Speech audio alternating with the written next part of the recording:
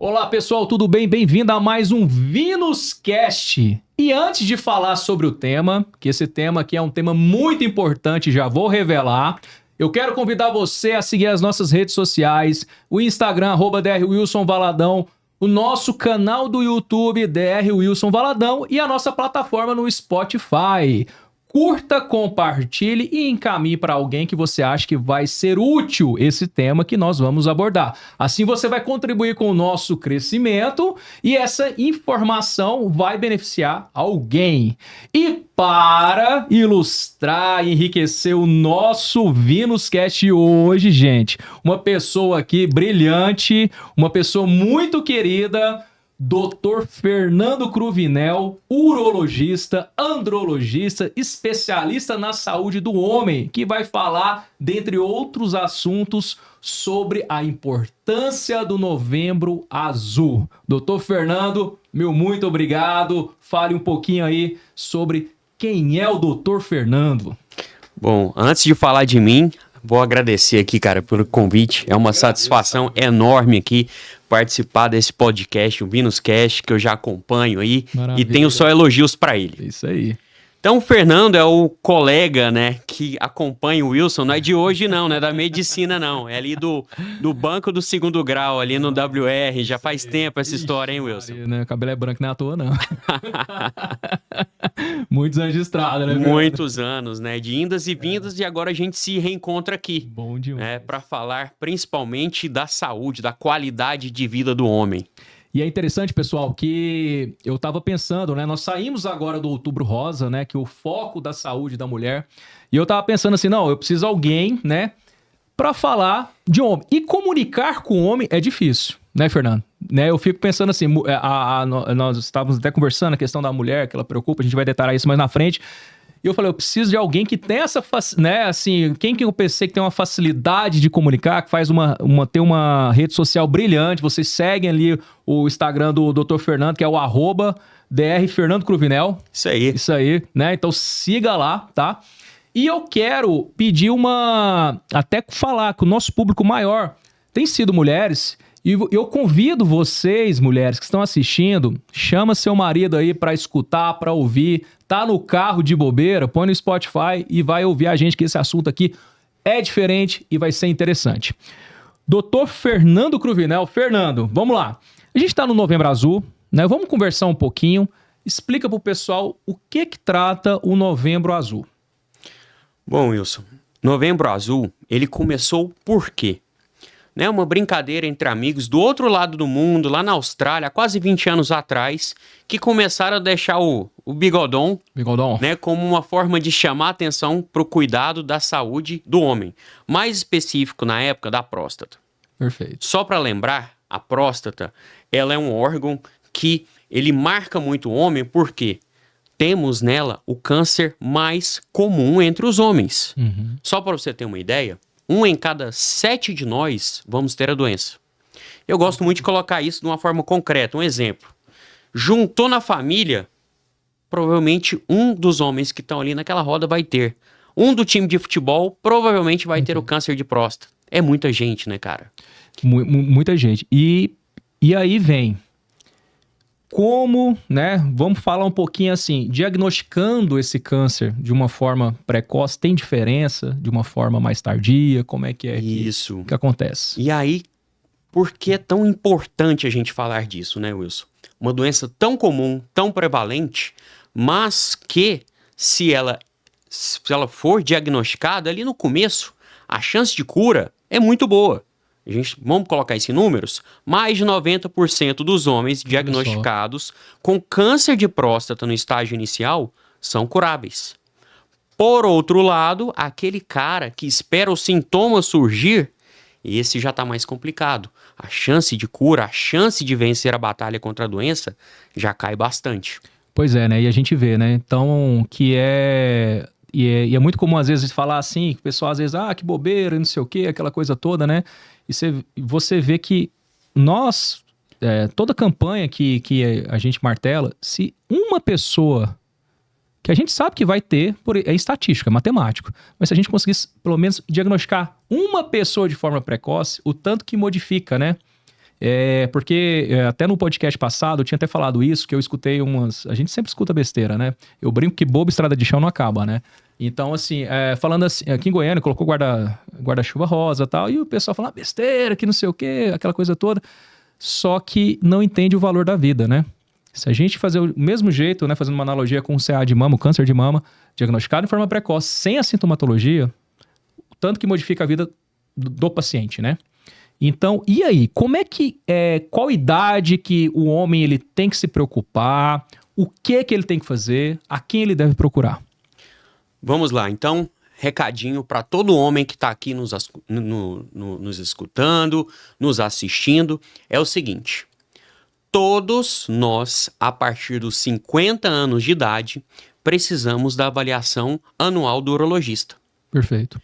E alguns de nós têm que começar um pouquinho antes, aos 45, que são quem tem parente de primeiro grau com câncer de próstata. O que é parente de primeiro grau? Pai, irmãos, indivíduos da raça negra, indivíduos obesos. Então esses têm que ter um cuidado especial. Começa um pouquinho antes. Certo. E aí, o que eu lembro, Wilson? Que nós, homens, a gente tem, por cultura, por hábito, não se cuidar, não se prevenir. É verdade. E aí, agora a gente volta nesse belo exemplo que você falou das mulheres. Mas o que eu quero falar do homem?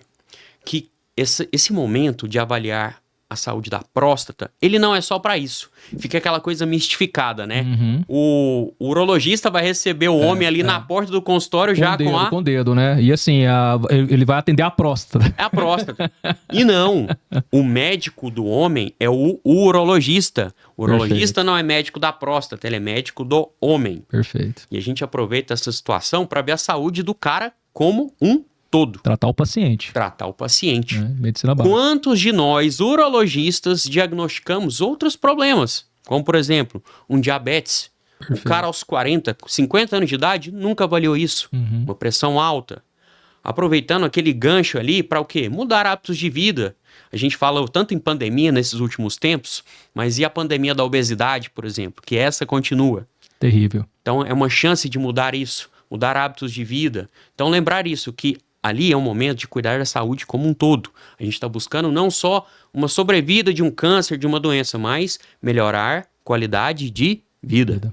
Porque é muito importante o que você falou, né? Assim, isso aí tem um impacto muito grande, porque às vezes vai ser o primeiro contato com um profissional médico, né? É Exato. muito comum, assim, né? Época de faculdade, época até que a gente atende, quem passa aquela fase, né, de atender por saúde, chega uma pessoa... Eu nunca fui o médico. A pessoa estufa como se fosse assim, algo glorioso. Orgulho, né? Nunca precisei. Só que não é tratar doença, e sim prevenir, que é o mais, assim, como diz o outro, louvável, né? Para medicina. A prevenção é muito superior. E aí, Ou a detecção precoce, né? Eu faço até uma comparação, Wilson. Você aqui, que tem um público que eu tenho certeza que é maior feminino. Correto. Apesar de que eu falo nas minhas mídias, sempre pro homem, mas é interessante como as mulheres estão ali, presentes, atuantes, interagem comigo de uma forma muito bacana.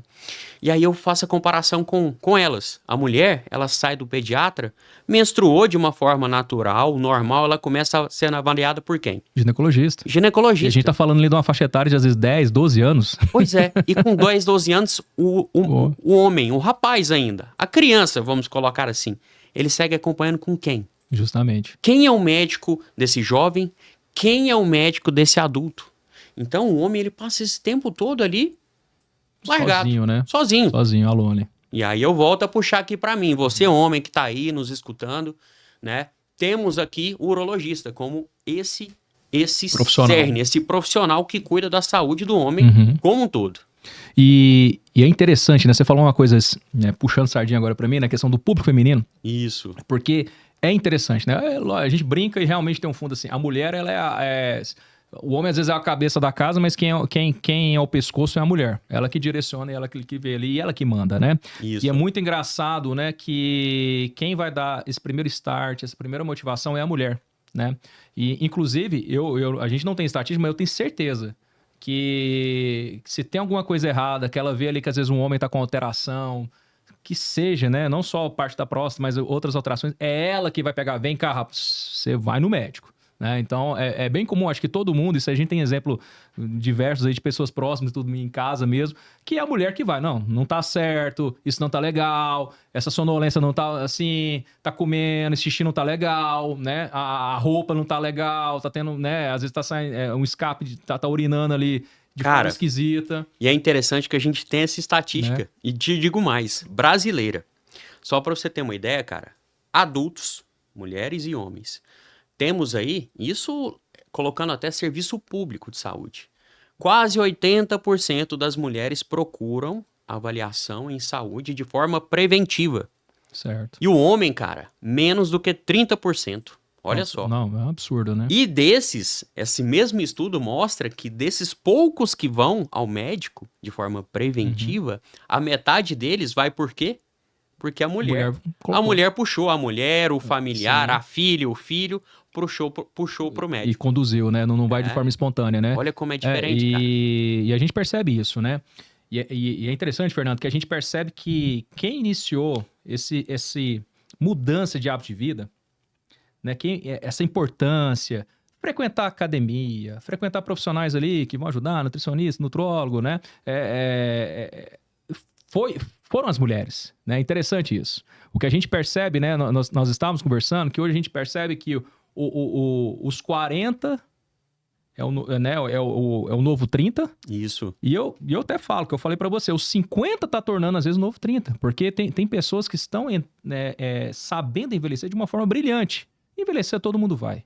Então você chega assim que nós temos mulheres, até mesmo mulheres que às vezes já passou por um processo de câncer. Nós tivemos o exemplo de uma convidada do último podcast nosso, que né, superou esse processo com um diagnóstico assim, muito no início, né? Então, mas com um exemplo de qualidade de vida, né? Só que isso aí, agora a gente tem que... Por que não o homem fazer isso mesmo, né? E é interessante, né, que no consultório meu do dia a dia, o maior público masculino que eu tenho tido são os esposos.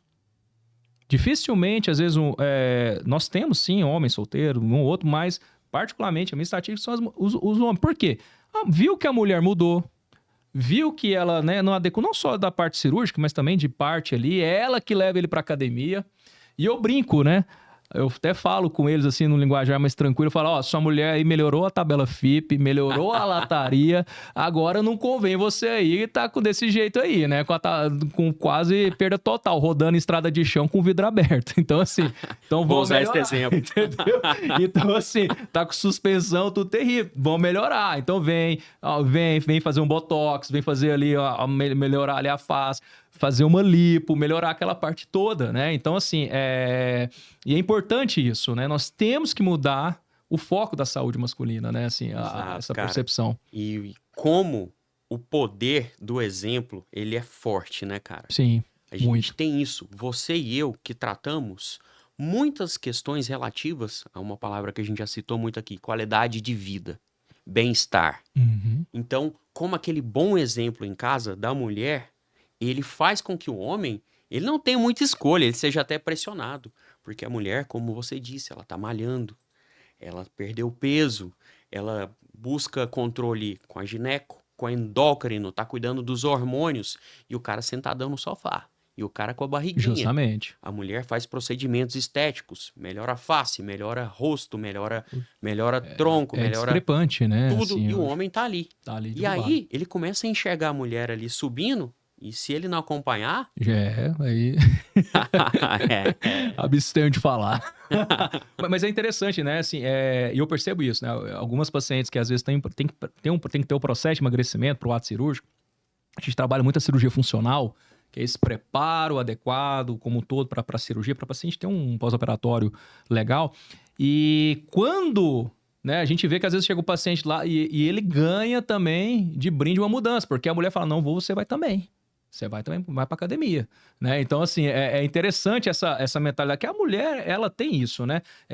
Aquele espírito de defesa mesmo, né? De proteção, né? Que pertinente às mulheres, principalmente às mães, né? Então, ela vai apadrinhar e vai falar, vai sim, você vai fazer isso, vai fazer aquilo, né? E acaba sendo positivo, né? E como você colocou, cara, a mulher, ela é criada nessa cultura nossa como cuidadora. Então, de um lado, a gente tem ela para proteger, para cuidar, para prevenir. E o homem, cara, tá no outro lado. É da cultura nossa. Vamos resgatar ali dois irmãozinhos. A mocinha, a menininha, ela machuca, né? Tropeça. O que o pai faz? O que a mãe faz? Acolhe. E aí, aquele menininho que machuca, arranca o tampo do dedo ali no futebol. O que o pai antigão faz? Botava um metiolate ali, um álcool ali, pronto e Exato. Olhar, né? Engole o choro, menino. Engole o choro. Quem mandou você ficar na rua até agora? Exato. E aí, cara, o homem vai crescendo nessa cultura. Ele vai crescendo achando que a doença é sinal de fraqueza. Uma disfunção é inferioridade. Justamente. Ele não pode marcar uma consulta no meio de semana, porque ele vai largar o posto dele de trabalho, de cuidador. Mas, na verdade, ele cuidar, né, de si, ele está cuidando da família. Correto. Né? Brilhante. Isso a gente tem que colocar na cabeça do homem. Cuidar dele mesmo é cuidar dos outros, dos próximos. E você me falou numa parte muito interessante, porque, gente, eu quero focar principalmente aqui, que o Fernando falou uma coisa brilhante. Novembro Azul não é somente próstata, né? Agora falando, nós não estamos falando, olá, próstata, bom dia, próstata. Não, nós falamos como homem.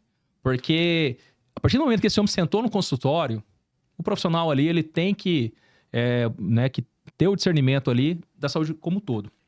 Você me falou da próstata, depois eu quero até que depois a gente vai dar uma orientada sobre os principais sintomas, mas eu quero o seguinte, uma coisa que é muito polêmica também, porque você já me falou que o homem ele já tem aquele preconceito, né? Consultório de urologia, você vai falar, foi para urologia, um amigo já fala, vai tomar uma dedada. Ou as outras doenças, por exemplo, disfunção sexual, impotência, que mexe muito ali com o guerreiro. Né? E eu queria que você falasse, né? Impotência é tudo igual? Acomete ou não acomete tanta gente? É só velhinho que vai ficar impotente, o vovô? E o que a gente tem que focar nisso aí, que ficar importante? Muito bom, Wilson. Dando um contexto maior, dentro da urologia, assim como na cirurgia plástica, cada vez mais o conhecimento vai ficando maior, mais denso. Então é natural que cada um procure uma área de afinidade. E a minha, o que é? É a andrologia. Para quem não conhece, andrologista é um homem que cuida da saúde sexual e reprodutiva, certo? E uma das queixas mais comuns que aparecem no consultório de um andrologista é justamente essa, cara, disfunção erétil. E aí, fazendo a ligação com o Novembro Azul, um dos grandes medos do homem ao tratar o câncer de próstata é desenvolver a disfunção erétil. Perfeito. E é interessante, né, que cirurgia para próstata, ela causa duas coisas muito comuns. Disfunção erétil, que eu já comentei, e incontinência urinária. A gente urina todo dia, todo momento. Mas o que o homem tem medo? É, lógico que é disfunção. Disfunção erétil, ele não quer nem saber da perda de urina. Posso mijar na botina à vontade. Mas... Pois é. Urina quantas vezes ao dia? Agora sexo, né? Quantas vezes? Pois é. Mas é o que mas é que vai. E aí, o que eu falo, né? Primeiro, quando a gente tem esse achado, e aí a gente está falando de algo até muito mais frequente do que o câncer de próstata, para você ter ideia, a partir dos 50 anos, 50 anos, mais ou menos 50% dos homens têm alguma queixa relacionada à disfunção erétil. É gente pra caramba. E aí, se eu tava falando 1 a cada 7 de câncer de próstata, que é metade da turma. É muita gente. É muita gente. E, cara, olha como os homens sofrem com isso, como eu vejo casamentos, relacionamentos desandarem, homens que, com o problema, ficam mais depressivos, isolados, sofrendo sozinho. E não procuram, não dá o start igual geralmente a mulher ela vai ter, né? Isso, então, às vezes nem sabe quem procurar, cara. Justamente. Nem sabe. E aí... Quantas vezes a gente puxou a mulher aqui pra gente, né? Vocês aí, mulheres, mais uma vez. Importância, né? Precisamos de vocês para isso. Com certeza. Para trazer o homem pro nosso consultório, pra nossa prática. E às vezes até a mulher também sente... Às vezes acha que o problema é dela. Né? Às vezes, meu marido ali tá com esse problema, meu marido não abre, não conversa, né? E acha que o problema... Então, assim, eu falo assim, que o sexo é um tabu, né? Às vezes assim, mas é algo muito importante na relação do casal, né, dos relacionamentos assim de um modo geral. E nós temos e o sexo ele é fisiológico, né? Sim, cara. Ele tem a parte ali, lógico, né, que você vai falar bem aí, mas tem aquela parte ali, digamos assim, mecânica, né, hormonal, é tudo, Sim, cara. tudo, assim, muito viés, né, Fernando? Explica aí pra E gente. para dizer, cara, que não é só a gente que valoriza isso, o cirurgião plástico que cuida dessa Uhum. parte, que acaba trazendo um fortalecimento da intimidade, mas a própria Organização Mundial de Saúde, cara, pra você ter ideia, a gente tem alguns pilares da qualidade de vida do ser humano. Isso tá lá no estatuto da OMS. Trabalho, lazer, educação e Sexo. sexo. Sexo, É um pilar, cara. Como é importante a gente falar disso. Afinal de contas, o homem, naquela construção que a gente tá falando aqui, ele não tem muito espaço para isso. Uhum. Desde pequeno, vamos voltar de novo lá na molecada. A gente falava isso lá na escola, naquela época que a gente se conheceu. Se levantava a mão e perguntava pra professora algo sobre sexo. O que a gente provavelmente Não. iria ouvir? Tá. A professora ia ficar roxa. Não, É. vai ver isso na sua casa. Justamente. E aí, se a gente. Vamos levar a curiosidade pra casa. Almoção de domingo. É. Levanta a mãozinha e Que joga é a isso? pergunta.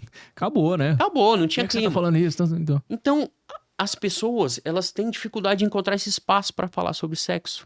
E aí, quando vira adulto, piora. piora. E é interessante, Wilson, como o homem ele tem muita dificuldade. Ele falta espaço pra falar sobre sexo. Aliás, o homem fala pra caramba Uhum. sobre sexo. A verdade é essa. Mas também nada muito Só que o produtivo. homem, ele senta pra falar do quê?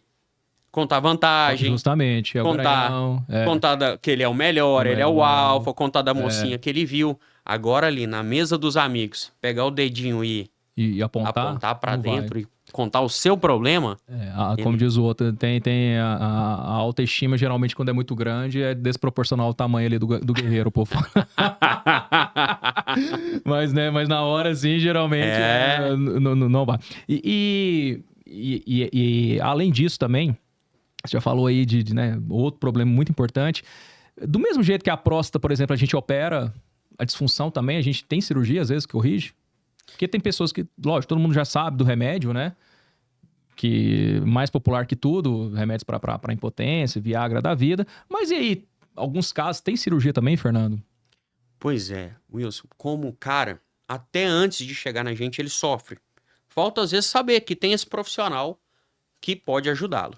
E, cara, é interessante que quando ele acha a pessoa certa, aí, cara, esse homem que não falou a vida inteira sobre isso, ele Ele vai fala. abrir, ele fala. Ele abre, cara, interessante. Com o homem, ele sentiu aquele acolhimento, sentiu que ali é o momento dele soltar, Ele vai, Cara, ele vem. vai, Vem. né? Sai muita é questão coisa. de confiança, né? sai muita coisa. É o que eu falo, é pequenos gatilhos que vão desencadear ali essas alterações, né? Isso, cara. E aí, esse homem com disfunção erétil, quando ele se abre, a gente vai contar pra ele as opções que existem. Uhum.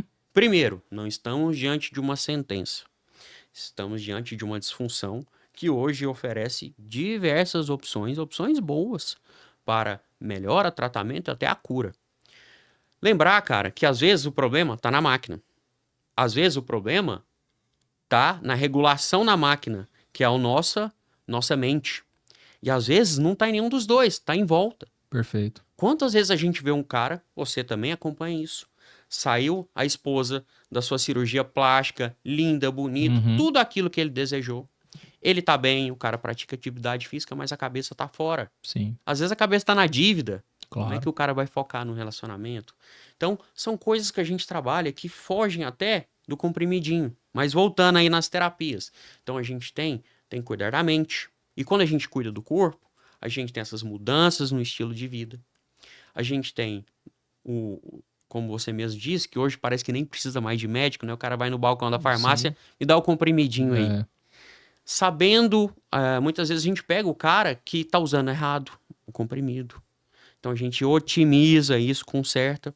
Bom, mas não deu certo? Temos também injeções, que aí assusta o homem de cara. Opa, Sim. injeção? Mas peraí, onde que vai essa injeção? onde que é essa injeção? Meu Deus. É uma injeção Sim. que geralmente é auto-aplicada. O cara aprende a Uhum. aplicar na própria Do ferramenta. próprio chegado, né? E isso assusta, mas a gente faz um treinamento em consultório. Aí eu comparo com o diabético. O diabético, ele aplica a mesma injeçãozinha 2 vezes por dia. O cara vai aplicar só quando for namorar. Entendi. Funciona bem.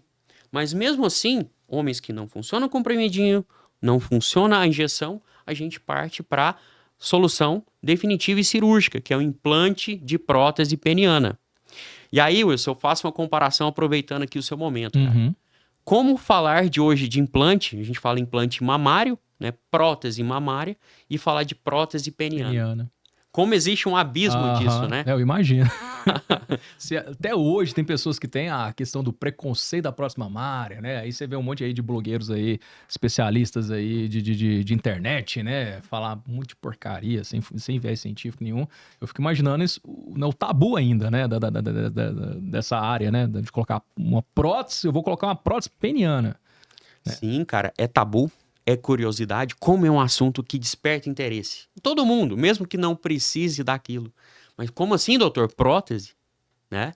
Assim como a prótese mamária, são elementos, são dispositivos que ficam internamente no homem. Nada disso fica exposto. E é interessante, cara, só para colocar em números. O comprimidinho que a gente começou falando, ele resolve a disfunção erétil em 70% dos homens. Entendi. A prótese, o grau de satisfação dela e de resolução passa de 90%. Olha só. Como é algo poderoso para resgatar essa qualidade de vida que a gente está tão falando aqui, né, cara? E eu fico imaginando assim, que às vezes esse paciente que chegou ali já precisando de uma prótese, ele deve ter sofrido muito, porque ele não chega assim imediato, né? Não. Ele já tem uma estrada ali já psicologicamente acabado, né? Porque o homem, quando ele tem isso, começa a ter problema, principalmente da parte da sexualidade, né? E eu acho que tudo aqui gira a questão, por exemplo, o câncer de próstata, a própria hiperplasia prostática, né? Que é diferente do câncer de próstata, a impotência, né? A perda daquela questão, pô, eu não consigo fazer sexo. Algo que, né, teve uma época ali meio que ele faz, né, que não era nem problema nenhum. E ele chegar nesse momento, eu imagino assim a parte da mentalidade dele, o tanto que tá desgastada, né? Perfeito, Wilson.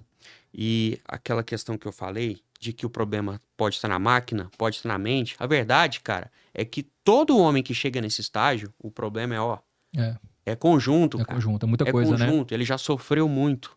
O relacionamento tá desgastado, é um homem que a autoestima dele, cara, tá lá embaixo. E eu até volto pra você, Wilson, você que é um cara que trabalha com cirurgia plástica, trabalha muito a autoestima, o bem-estar.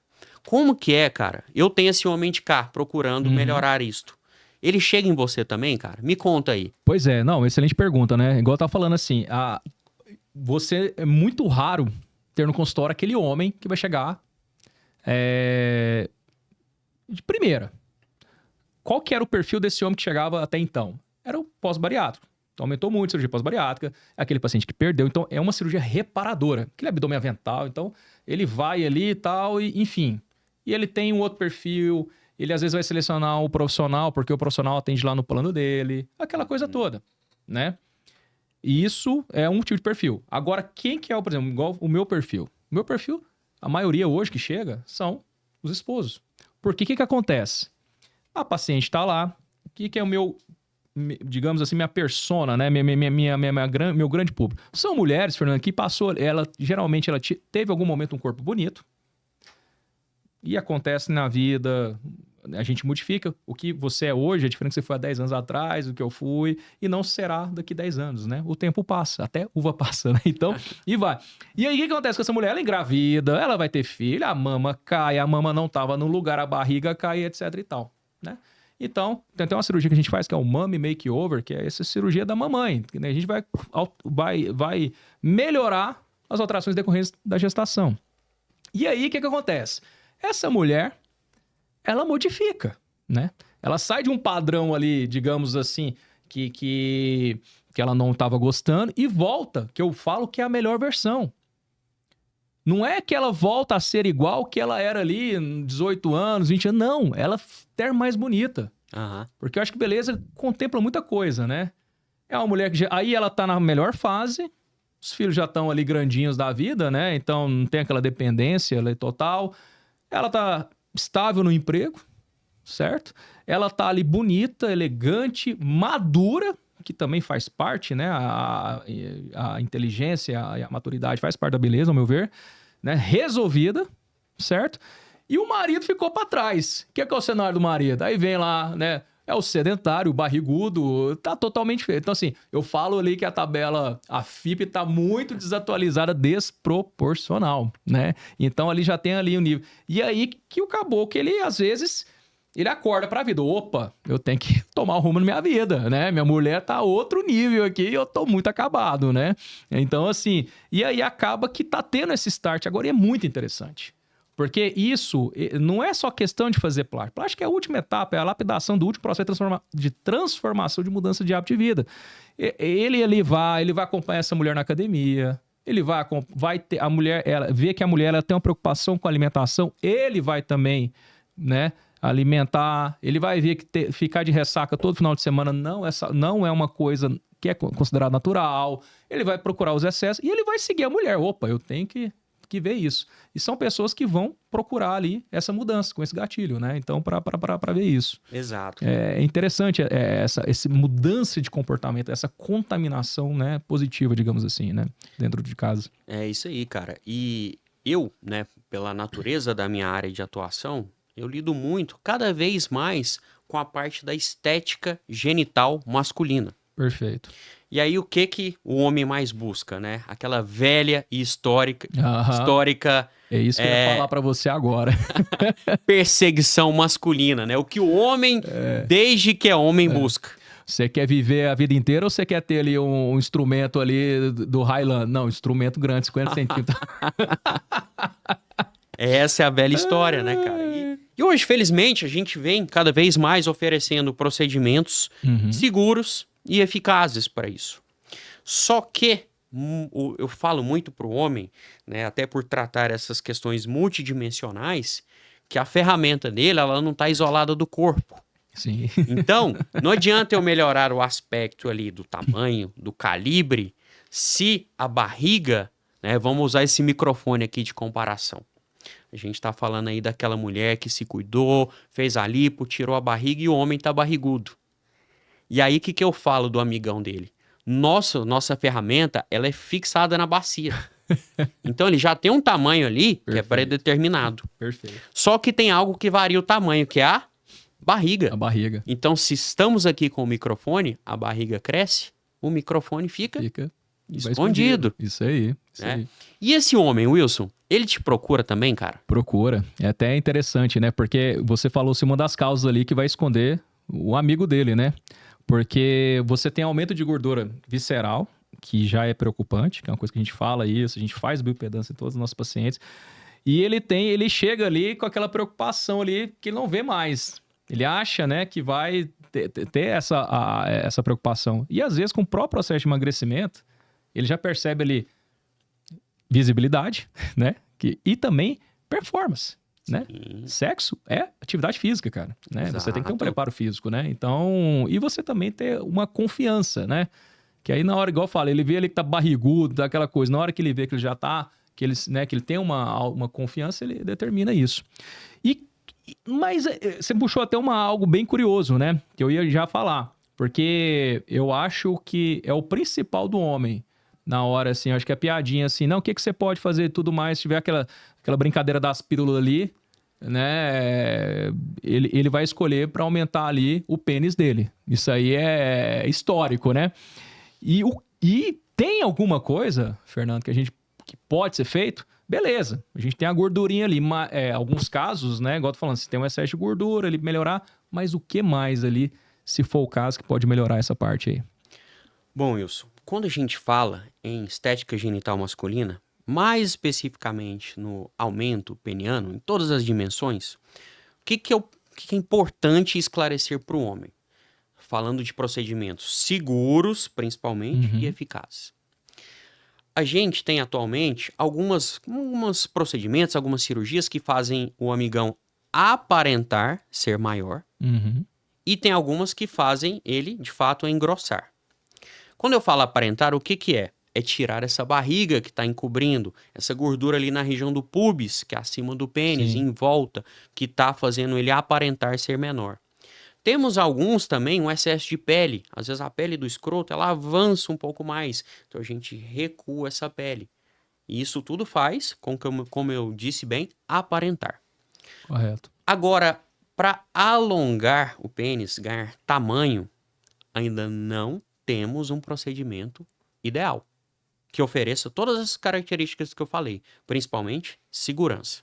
A gente não tem. O comprimento, a gente mexe hoje muito pouco ou quase nada de forma efetiva. Uhum. Agora, para ganho de calibre, grossura, bitola da ferramenta, a gente tem hoje cada vez mais crescendo a participação, o uso do preenchedor, que é o ácido hialurônico, que é uma substância bastante segura, já testada principalmente, você é bem experiente que nisso. é uma substância que tem no corpo, né? Então, Exatamente. Uhum. Ressalto isso para o homem, é natural do nosso corpo, é natural da nossa pele, das nossas cartilagens, então o corpo aceita muito bem. Perfeito. Só que ainda é uma substância que, apesar de dar um ótimo resultado estético, ela garante volumização, principalmente através do aumento de calibre, mas é uma substância que não é definitiva. Perfeito. Vai sofrer degradação, justamente por pertencer ao corpo, né? Ali, né? Exato, a gente tem que fazer reaplicações, então o homem tem que estar sempre ali. E eu falo que, mas vai aplicar, vai absorver, é ruim? Depende, vamos enxergar esse copo aí nas duas metades. Para o cara que fez o preenchimento e, bom, não era aquilo que ele esperava, é um investimento que talvez ele não vai conseguir refazer, ok, vai ser reabsorvido, vida que segue, vai voltar a formato... Que era prévio. O original dele. Uhum. Agora, pro cara que gostou, que a maioria, a verdade é essa, ano que vem tem que fazer de novo. Certo. Né? Tem que fazer esse preenchimento. O preenchimento facial. Exato. Não adianta, né? Então vai continuar, até porque, né, principalmente vai ser absorvido e tudo mais, né? Mas... E aí ele combina a visita lá com o Dr. Wilson, Uhum. junto com a esposa faz, né, faz o retoque, faz o preenchimento e a parte dele a gente complementa. E se essa conversa fosse em um bar, o que um homem falaria? Ô, doutor Fernando, e o contrário? Eu tenho 50 centímetros aí, eu preciso reduzir para 25 aí, você fala, né? Cara... Porque é incrível, né? A autoestima do homem, né? Assim, de disputa, né? Você sabe que tem um número mágico do bar, né? Tem. O número mágico do bar é 18. É 18? Eu não sei por quê, mas... Alguém falou sempre isso, né? Sempre tem um tal de 18 no bar. Eu vi até um videozinho seu lá que você tava na Colômbia lá, você falou assim, gente, se o problema, achei eu, das colombianas tão pior, né? Mas enfim, né? O importante é ter autoestima e ser feliz, né? Mas isso às vezes esconde isso realmente, né? Esse mesmo que se gaba muito, às vezes está escondendo outras coisas aí, né? Uma série de problemas, né? Então a gente vê que a saúde do homem, ela é complexa, né? Então uma coisa vai puxando a outra, né?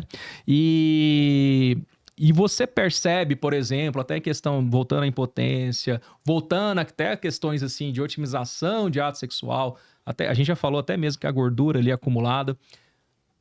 Ter bons hábitos de vida interfere nisso, Fernando? É uma coisa que a gente martela muito no dia a dia em rede social e tudo. Eu, particularmente, assim, eu martelo isso porque isso faz diferença. Mas para você, principalmente, assim, nessa parte...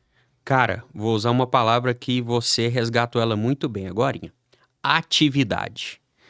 Você começou falando em atividade física e atividade sexual. Por que elas guardam essa mesma primeira palavrinha? Porque é uma ação. Uhum. E pra gente ter essa ação bem performada, a gente precisa estar o quê? Preparado, cara. Condicionado. Uhum. O indivíduo que vai dar uma voltinha no parque e fica ofegante... Ele não aguenta o tranco. Ele não vai fazer essa performance na cama, na intimidade, como ele gostaria, ou como a parceira gostaria. É 2 pedaladas, a cadraca cai, entre os outros, né? Então... A coisa é interligada, cara. A gente tem que falar isso pros caras. Uhum. Ele tem que se cuidar. Ele tem que ter fôlego. Com certeza. Para ter fôlego, ele tem que malhar. Justamente. Ele tem que controlar o peso. Ele tem que ter resistência. Colesterol também, né? Que a gente sabe que algumas doenças, né? Arteriosclerose, aterosclerose, né? São duas coisas diferentes, mas as duas podem ocasionar ali também, né? Alterações vasculares, né? Isso, aí eu pego Ereção é vascularização. Exatamente. Né? Eu pego aquele modelinho ali no consultório e mostro que seu amigão, ele enche de sangue. Se o sangue não tá circulando bem para uma corrida, por exemplo, para chegar na perna, tá fadigado, tá doendo a perna, na ferramenta, cara, não vai chegar direito. Não vai chegar. Não vai chegar direito. E aí eu toco também outra questão do hormônio mágico masculino, né? O que de fato é tão importante. A testosterona. Testosterona, eu falo que ela é um tempero do homem. E uma das coisas que ela ajusta, que ela modela no homem, é a função sexual, principalmente o desejo, a libido, a vontade. Ela regula o homem como um todo. Mas aqui a gente está falando mais especificamente de sexo, então é isso que eu A quero parte ressaltar. sexual. Uhum. E que o homem, para ele ter testosterona boa, ele precisa de quê? Dormir bem. Por quê? Nossa testosterona é feita dormindo, principalmente aquele sono REM, aquele sono pesado ali do finalzinho da manhã, Reparador, da madrugada, começo da manhã. Ali a gente produz testosterona. Perfeito. A gente precisa de quê? De controlar o peso, porque a nossa gordura, principalmente a gordura abdominal, ela rouba a testosterona. Então, o obeso, ele tem menos hormônio. Testosterona. Isso. Nível de estresse, cara, como o estresse, ele consome a nossa testosterona. Então, o cara, ele não tem ela disponível para o que ele mais precisa. Olha o tanto de coisa que a gente tá falando aqui, cara. É assim, é muito complexo, né? É É muito. muito complexo. E até mesmo voltando ao assunto inicial, até mesmo a questão do câncer de próstata, né? Então, assim, uma coisa vai puxando a outra, né? Então, é indiscutível, né? Você me falou uma coisa brilhante que eu sempre defendi isso, né? O povo falou-se muito em pandemia de Covid, né? Só que a gente tem uma doença que é terrível, que mais mata, que é terrível, que é a obesidade. Infelizmente, está sendo romantizada. Não tem que romantizar. A obesidade é uma doença, é CID, e como toda doença, deve ser tratada, né? Então, você não romantiza câncer de próstata, você trata câncer de próstata. Você não romantiza disfunção sexual, você trata. Você não romantiza obesidade. Só que a obesidade, como diz o outro, é uma bomba nuclear, né? A consequência, ela é desastroso, né? Então, assim, é a importância, né, da gente modificar essa parte da saúde, né, do homem, né? E você me falou uma coisa legal, testosterona. Beleza, Fernando, eu tô nessa, cheguei aos 40, eu quero ouvir ali alguém ali na academia, eu sei que o fulano ali consegue testosterona pra mim, não sei o que, mas vou tomar, e aí é assim ou não? Como é que tem que ser essa questão? Reposição de testosterona tem que ser demonizado ou não? Explica aí um pouquinho sobre essa parte aí. Cara, esse papo é muito bom e importante. Por quê?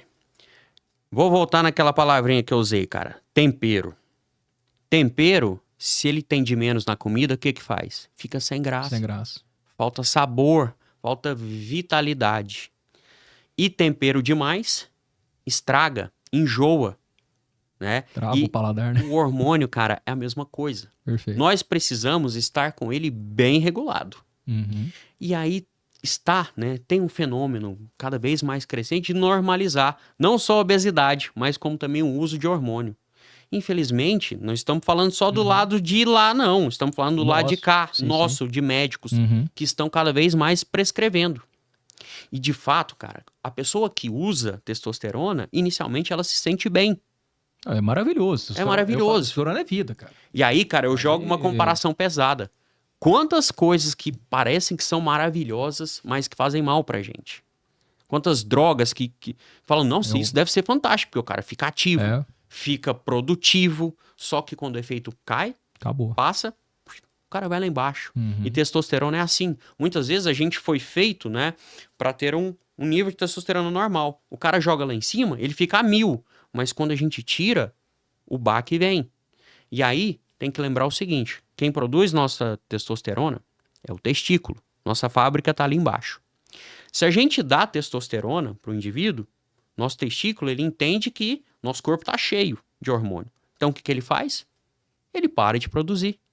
Nosso testículo, ele não sabe de onde que veio aquela testosterona. Ele só entende que está com excesso. E aí, esse comando de forma repetitiva, testículo, não produz, faz com que ele trava, né? Atrofie. Atrofia, né? Atrofie. Não produz, não tá trabalhando, né? Isso. Uma outra comparação que eu gosto de fazer. Engessa seu braço 1 ano. A hora que você tirar o gesso... Só um graveto. Só um graveto. Deixa seu testículo engessado 1 ano. Então, testosterona, cara, pra quem precisa, muda a vida da pessoa. Mas quando a gente muda, a gente leva o nível dela de volta pra normalidade. E aí tem muita gente fazendo mau uso, abuso de testosterona. É o que mais preocupa que você falou, que é do lado de cá. Do lado Geralmente de cá. é muitos, né, não vou entrar em detalhe, mas assim,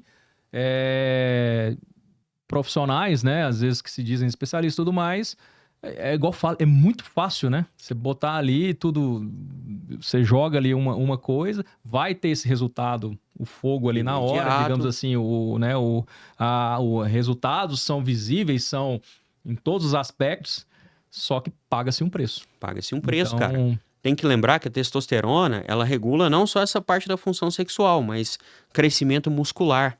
O cara, quando toma testosterona, fica forte junto com a academia, maravilha. Só que não cresce só o músculo do braço, cresce o músculo do coração. Justamente. Nosso coração, ele não foi moldado para funcionar com níveis de testosterona muito alto. Então ele cresce de forma irregular. E aí tem aquelas histórias. Vira e mexe, vem algum caso assim, um halterofilista. Um caboclo mais assim, que morreu aí, que sem Isso, saber, assunto e tudo mais, né? Então, Não, quem somos nós aqui para julgar esse sim, caso? sim. Mas isso leva a gente Mas a gente tá vivendo, não posso dizer que é uma epidemia, mas assim, quer queira, quer não, aumentou o número de pessoas fazendo uso de anabolizantes, de Isso. esteroides, né? Não tem como a gente fugir disso. E aí eu tô acompanhando com o doutor, tá tudo bem. Justamente, cara. E é aí que eu falo assim, que eu fico, né? Porque modificou muito.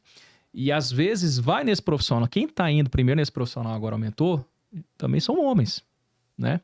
Porque às vezes ele busca ali aquela questão para emagrecimento, busca ali uma alteração e a pessoa esquece de avaliar outras coisas, né? Por exemplo, se tiver uma alteração prostática, né, tiver ali um tumor ali que pode ser alimentado por isso, não vai ficar legal para ele, né? Exato, cara. Então, enfim, então tudo isso aí a gente tem que focar. Muito complexo, né, Fernando? Cara, E que mais, assim, Fernando, que questões, assim, da saúde masculina, no seu dia a dia, assim, que você chega mais pra você, assim, questão do homem? Quem que é o perfil ali que chega ali no consultório do Dr. Fernando?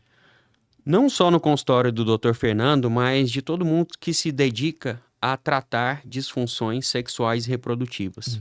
A gente falou muito aqui de disfunção erétil, mas uma alteração, principalmente para você e homem jovem, que é importante ressaltar, é a ejaculação precoce. Perfeito. Cara, é muito comum.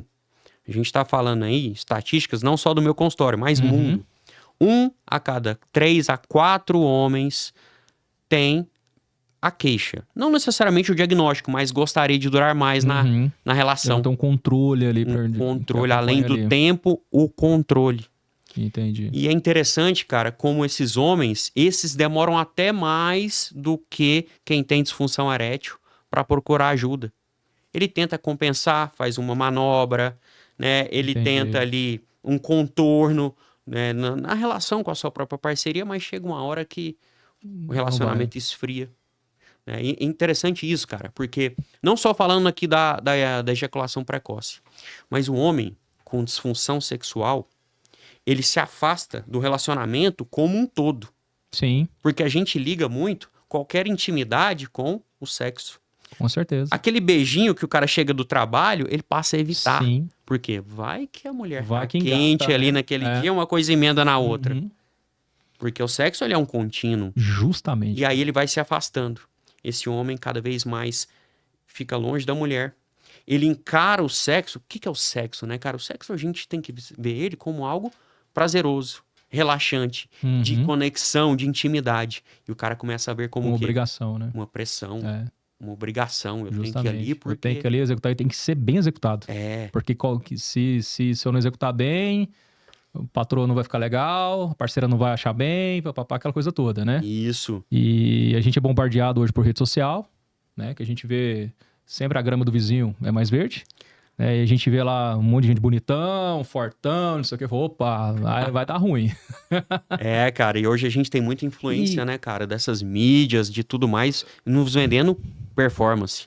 E, Fernando, você acha que é mais o quê? Essa parte acha não, assim, mas assim, na sua vivência e tal, o que nós temos como fatores principais dessa ejaculação precoce? Principalmente pessoal mais jovem, né? Não tô falando aí de idoso e tudo mais, assim, enfim.